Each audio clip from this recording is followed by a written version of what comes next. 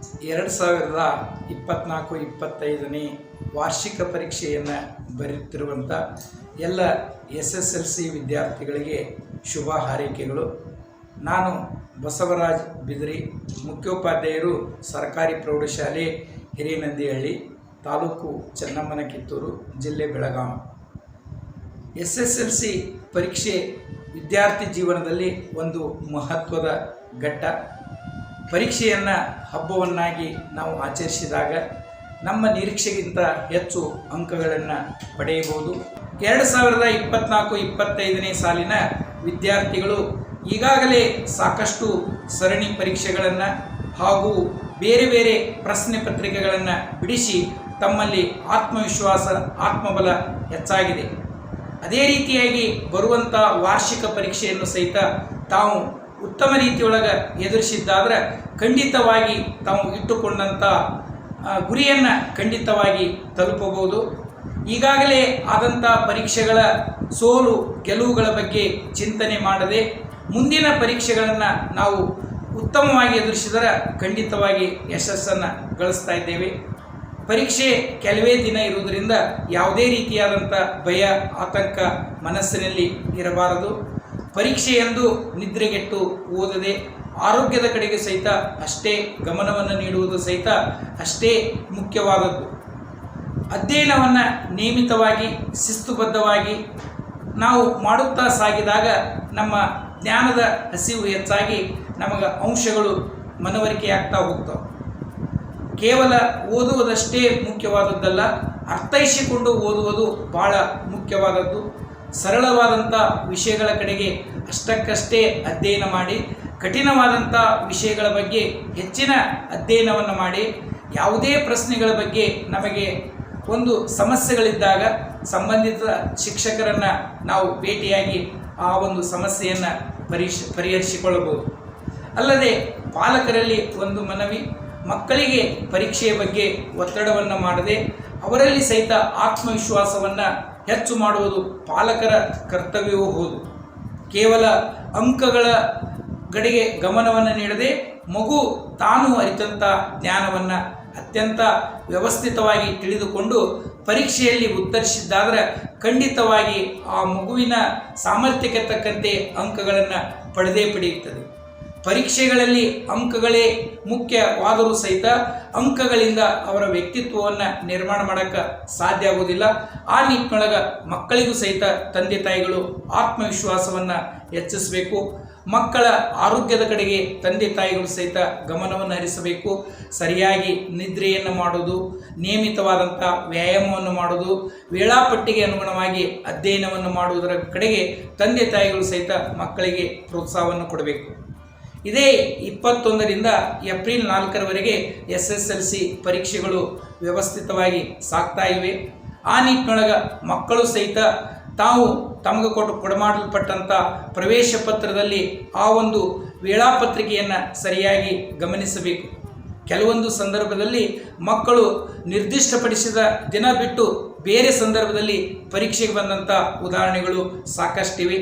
ಅದಕ್ಕಾಗಿ ಮಕ್ಕಳು ಆ ಒಂದು ಪರೀಕ್ಷೆಯ ವೇಳಾಪತ್ರಿಕೆಯನ್ನು ತಮ್ಮ ಪ್ರವೇಶ ಪತ್ರದಲ್ಲಿ ನೋಡಿಕೊಂಡು ಪರೀಕ್ಷೆಯ ಹಿಂದಿನ ದಿನ ಅವುಗಳ ಬಗ್ಗೆ ಗಮನ ಹರಿಸಿ ತಮಗೆ ಯಾವ ಕೊಠಡಿಯಲ್ಲಿ ತಮ್ಮ ನೋಂದಣಿ ಸಂಖ್ಯೆ ಇದೆ ಎನ್ನುವುದನ್ನು ಗಮನಿಸಬೇಕು. ತಮ್ಮ ನೋಂದಣಿ ಸಂಖ್ಯೆ ಬಗ್ಗೆ ಮಾತ್ರ ಗಮನ ಹರಿಸಬೇಕು. ಇನ್ನೊಬ್ಬರ ಬಗ್ಗೆ ವಿಚಾರ ಮಾಡದೆ ತಾವು ಪರೀಕ್ಷೆಯ ದಿನ ಮುಂಜಾನೆ ಅರ್ಧ ಗಂಟೆ ಮುಂಚಿತವಾಗಿ ತಮಗೆ ನಿಗದಿಪಡಿಸಿದಂಥ ಪರೀಕ್ಷೆಯ ಒಂದು ಕೊಠಡಿಗೆ ಆಗಮಿಸಿ ತಮ್ಮ ಸ್ಥಳದಲ್ಲಿ ತಾವು ಕುಳಿತುಕೊಳ್ಳಬೇಕು. ಪರೀಕ್ಷೆ ಪ್ರಾರಂಭವಾದ ನಂತರ ಕೊಠಡಿ ಮೇಲ್ವಿಚಾರಕರು ತಮಗೆ ಪ್ರಶ್ನೆ ಪತ್ರಿಕೆಯನ್ನು ಕೊಟ್ಟಾಗ ಆ ಪ್ರಶ್ನೆ ಪತ್ರಿಕೆಯನ್ನು ಅತ್ಯಂತ ಆತ್ಮವಿಶ್ವಾಸದಿಂದ ಹಾಗೂ ಸಂತೋಷದಿಂದ ಈ ಪರೀಕ್ಷೆಯನ್ನು ನಾನು ಉತ್ತಮವಾಗಿ ಬರೆಯುತ್ತೇನೆನ್ನುವಂಥ ಮನೋಬಲದಿಂದ ಪರೀಕ್ಷೆಯನ್ನು ಪ್ರಾರಂಭಿಸಬೇಕು. ಪ್ರಾರಂಭದಲ್ಲಿ 15 ನಿಮಿಷಗಳವರೆಗೆ ಪ್ರಶ್ನೆ ಪತ್ರಿಕೆಯನ್ನು ಒಮ್ಮೆ ಬಿಟ್ಟು 2 ಬಾರಿ ಸರಿಯಾಗಿ ಓದಿಕೊಂಡು ತಮಗೆ ಬರುವಂಥ ನಿಖರವಾದಂಥ ಉತ್ತರಗಳಿಗೆ ಮೊಟ್ಟ ಮೊದಲನೇದಾಗಿ ಉತ್ತರಗಳನ್ನು ಬರೆಯಬೇಕು. ಯಾವ ಉತ್ತರ ಪತ್ರಿಕೆಯಲ್ಲಿ ಅತ್ಯಂತ ಶುದ್ಧವಾಗಿ ಮತ್ತು ಸುಂದರವಾಗಿ ಬರವಣಿಗೆಗಳಿದ್ದಾದರೆ ಮೌಲ್ಯಮಾಪಕರ ಮೇಲೆ ಪ್ರಭಾವ ಬೀರಿ first impression is best impression ಎನ್ನುವ ಹಾಗೆ ಆ ಒಂದು ಅಂಕಗಳನ್ನು ಹೆಚ್ಚಿಗೆ ಪಡುವ ಸಾಧ್ಯತೆ ಇದೆ. ಯಾವುದೇ ಪ್ರಶ್ನೆಗಳು ಬರದೇ ಇದ್ದಾಗ ಆ ಪ್ರಶ್ನೆಯನ್ನು ನಾವು ಬರದೇ ಮುಂದೆ ಹೋಗಬೇಕನ್ನುವಂಥ ಮನೋಭಾವನೆಯನ್ನು ಬಿಟ್ಟು ತಮಗೆ ಬರುವಂಥ ಉತ್ತರಗಳನ್ನು ಕ್ರಮವಾಗಿ ಬರೆಯುತ್ತಾ ಸಾಗಬೇಕು. ಯಾವುದೇ ಉತ್ತರ ಪತ್ರಿಕೆಯಲ್ಲಿ ಕೇವಲ ಪ್ರಶ್ನೆ ಪತ್ರಿಕೆಯ ನಂಬರ್ ಹಾಕಿ ಹಾಗೇ ಬಿಡಬಾರದು. ಉತ್ತರ ಪತ್ರಿಕೆಯ ಜೊತೆಗೆ ಪ್ರಶ್ನೆಗಳ ಸಂಖ್ಯೆಯನ್ನು ಹಾಕುವುದು ಸಹಿತ ಅಷ್ಟೇ ಮುಖ್ಯವಾದದ್ದು. ಅದರ ಕಡೆಗೆ ಸಹಿತ ಗಮನವನ್ನು ಕೊಡಬೇಕು.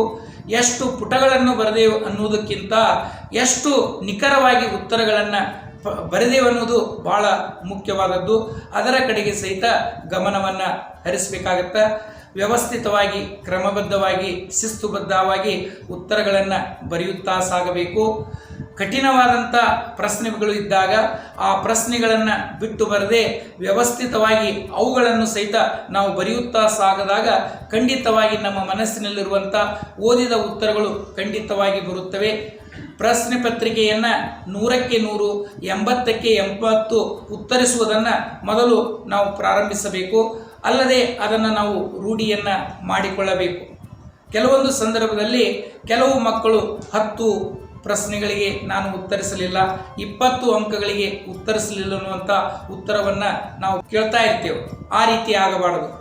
ಆ ಒಂದು ಪ್ರಶ್ನೆಗಳ ಅಂಕಗಳನ್ನು ಗಮನದಲ್ಲಿಟ್ಟುಕೊಂಡು ಆ ಅಂಕಗಳಿಗೆ ತಕ್ಕಂತೆ ಉತ್ತರಗಳನ್ನು ಬರೆಯಬೇಕಾಗತ್ತೆ. ಭಾಷಾ ವಿಷಯಗಳಲ್ಲಿ ವಾಕ್ಯ ರಚನೆ ಭಾಳ ಮುಖ್ಯವಾದದ್ದು.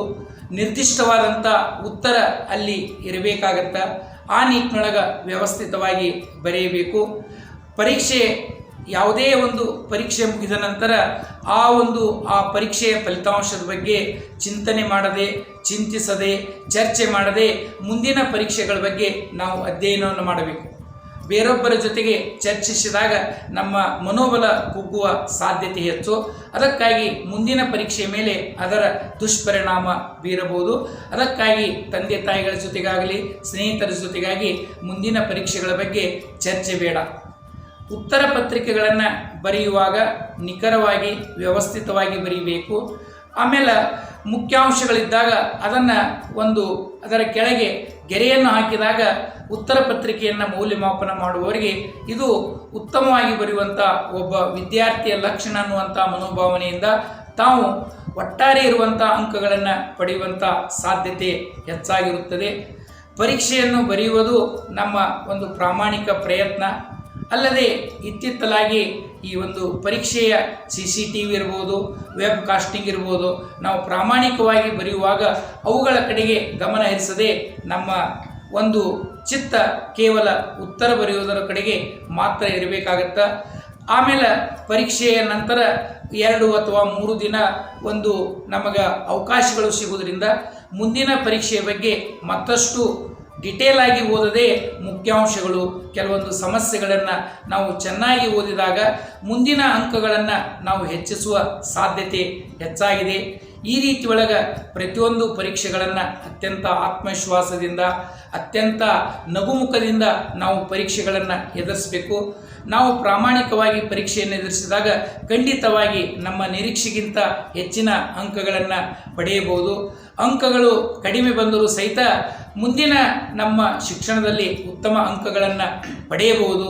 ಆ ನಿಟ್ಟಿನೊಳಗೆ ಬರುವಂಥ SSLC ಪರೀಕ್ಷೆಯನ್ನು ನೀವೆಲ್ಲ ಅತ್ಯಂತ ಆತ್ಮವಿಶ್ವಾಸದಿಂದ, ಮನೋಬಲದಿಂದ ಪರೀಕ್ಷೆಯನ್ನು ಒಂದು ಹಬ್ಬವನ್ನಾಗಿ ನಾವು ಆಚರಿಸಿದ್ದಾದ್ರೆ ಅಥವಾ ಪರೀಕ್ಷೆಯನ್ನು ಬರೆದಿದ್ದಾದ್ರೆ ಖಂಡಿತವಾಗಿ ನಮ್ಮ ಫಲಿತಾಂಶ ಉತ್ತಮವಾಗಿ ಬರ್ತಾ ಇದೆ. ಆ ನಿಟ್ಟಿನೊಳಗೆ ಬರುವಂಥ ಪರೀಕ್ಷೆಯನ್ನು ನೀವು ಉತ್ತಮ ರೀತಿಯಾಗಿ ಎದುರಿಸಿ ತಾವು ಯಾವ ನಿರೀಕ್ಷೆಯನ್ನು ಫಲಿತಾಂಶದಲ್ಲಿ ಇಟ್ಟುಕೊಂಡಿರಿ ಅದನ್ನು ಖಂಡಿತವಾಗಿ ಪಡೆಯುವಂಥ ಅವಕಾಶ ತಮಗಿದೆ.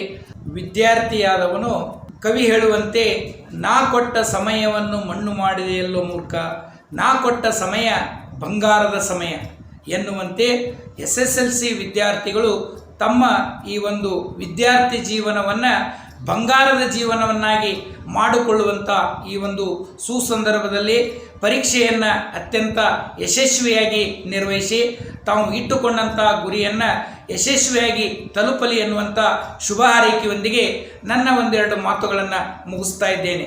ಧನ್ಯವಾದಗಳು.